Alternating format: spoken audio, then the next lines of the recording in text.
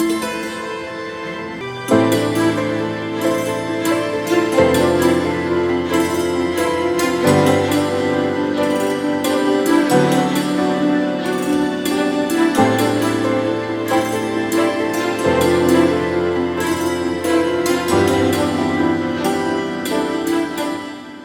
Everyone, you forever के 11 chapter में रामपा ने सबकॉन्शियस माइंड को ट्रेन करने की विधि बताई है। उन्होंने कहा है कि एस्ट्रल ट्रैवल शुरू करने के कुछ दिनों पूर्व ही आपको अपने माइंड को ट्रेन करना शुरू करना होगा, जैसे हमारे पूर्वज मंत्रोच्चार का उपयोग करते थे और जिसके द्वारा अपने सबकॉन्शियस माइंड को वश में करते थे। ठीक उसी प्रकार आपको भी कुछ मंत्र यानी कि एफर्मेशन दोहराने होंगे। आप अपना एफर्मेशन इस प्रकार बना सकते हैं कि मैं फला दिन एस्ट्रल ट्रैवल के लिए जा रहा हूँ और वहाँ पर जो भी देखूंगा, जो भी करूंगा, वो सबको याद करके वापस आऊंगा और जब सुबह उठूंगा तो वहाँ के सारे अनुभव मेरी स्मृति में सुरक्षित रहेंगे और इस यात्रा में मैं सफल होऊंगा। ये मंत्र आपको 3 के सेट में दोहराना है। वे 3 के सेट में इसलिए कहते हैं क्योंकि हमारा सबकॉन्शियस माइंड जानता है कि हमारा चेतन मन पूरे समय बड़बड़ करता है, इसीलिए सबकॉन्शियस माइंड उसकी तरफ ध्यान नहीं देता।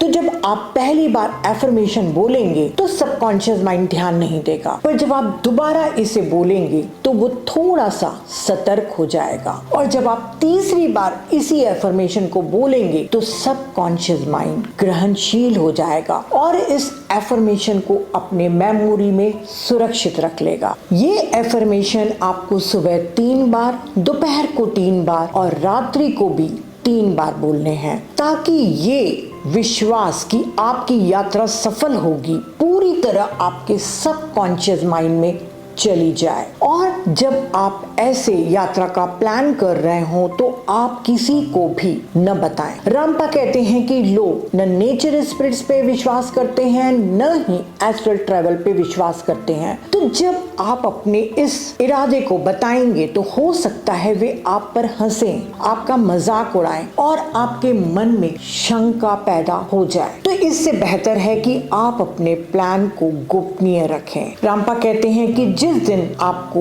एस्ट्रल ट्रैवल करना हो उस दिन अपने आप को आप शांत रखें, किसी भी प्रकार की बहस या उलझन में न फंसें। पर किसी कारणवश अगर आप व्यर्थ में उलझ जाते हैं, मन अशांत हो जाता है, तो उस दिन आप एस्ट्रल ट्रैवल को पोस्टपोन कर दें। किसी और दिन, जिस दिन आप शांत हो, उसी दिन आप इस प्रयोग को करें। अगर सब कुछ ठीक है तो आप अपने बेडरूम में जाएं, ढीले ढाले वस्त्र पहने, कमरे का टेम्परेचर नॉर्मल रखें, न ठंडा न गर्म। उसके बाद आपको जिस भी मित्र या लव्ड वंस के पास जाना है उसकी तस्वीर को आप ध्यान से थोड़ी देर देखते रहें। उसके बाद कमरे की रोशनी को बंद कर लें और आरामदायक पोजीशन में लेट जाएं। अपने आप को शिथिल होने दें, पर याद रखें कि आपको यात्रा पर जाना है, इसलिए आप जागते रहें। अपने आप को शिथिल होने दें, मन को भी शांत होने दें और कल्पना करें कि आपका सूक्ष्म शरीर बाहर निकल गया है। डरे नहीं, वरना फिर से झटके के साथ आप अपने शरीर में वापस गिर सकते हैं। ये जो झटके हम महसूस करते हैं, विद्वान पंडित कहते हैं कि ये उन दिनों के अवशेष हैं जब हम बंदर थे। इसके कारण यात्रा अधूरी रह जाती है और सूक्ष्म शरीर वापस आ जाता है। रामपा कहते हैं कि यदि आपको झटका नहीं लगता और आपका सूक्ष्म शरीर आपके शरीर के ऊपर तैर रहा है तो पूरे कमरे की जांच करें, कमरे की छत तक जाएं, हर वो जगह जहाँ पे आप भौतिक रूप से नहीं पहुँच पाते वहाँ पर भी जाकर देखें, अपने आप को भी देखें, आप छूने का भी प्रयत्न करें। आप देखेंगे कि आपकी उंगलियां बिना दीवार को स्पर्श करे उसके अंदर धंस गई है, यानी कि आप एस्ट्रली कभी भी स्पर्श का अनुभव नहीं कर सकते, वो केवल हमारे भौतिक शरीर के द्वारा ही संभव है। इसके बाद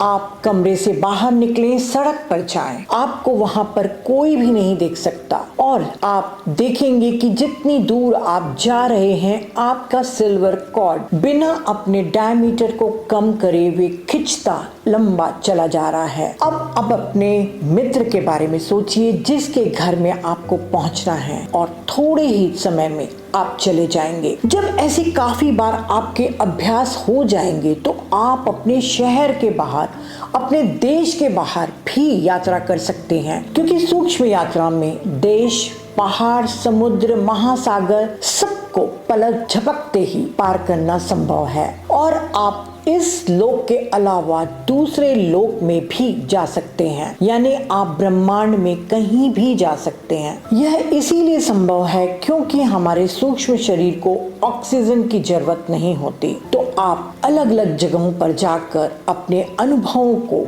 और ज्यादा संग्रहित करते जाएं। कुछ लोग एस्ट्रल ट्रैवल नहीं कर पाते यदि वे आराम से हों, उग्र हों या मोटे हों। केवल कुछ लोग सचेत रूप से एस्ट्रल ट्रैवल कर सकते हैं यदि वे बेचैन हों, उदासीन हों या भूखे हों। रामपा ने कहा कि तिब्बत और इंडिया के कई सन्यासी लोग अपने आप को एक कमरे में बंद रखते हैं, वे प्रकाश को भी नहीं देखते और 3 दिन में केवल एक बार ही भोजन करते हैं और वो भी केवल इतनी ही पर्याप्त मात्रा में ताकि वो जीवित रह सकें। वे कम भोजन इसलिए करते हैं क्योंकि वे हर समय सूक्ष्म यात्रा करने के योग्य होते हैं। वे बहुत बार सूक्ष्म यात्रा करते हैं और अनेकों महापुरुषों, मास्टर्स लोगों से मिलते हैं, ज्ञान लेते हैं और यहाँ पर वापस आकर उस ज्ञान को साझा करते हैं। एस्ट्रल ट्रैवल में आप किसी से भी बात कर सकते हैं, पर वहाँ पर हर बात टेलीपैथिक रूप से ही की जाती है। तो फ्रेंड्स, अगले चैप्टर में हम जानेंगे कि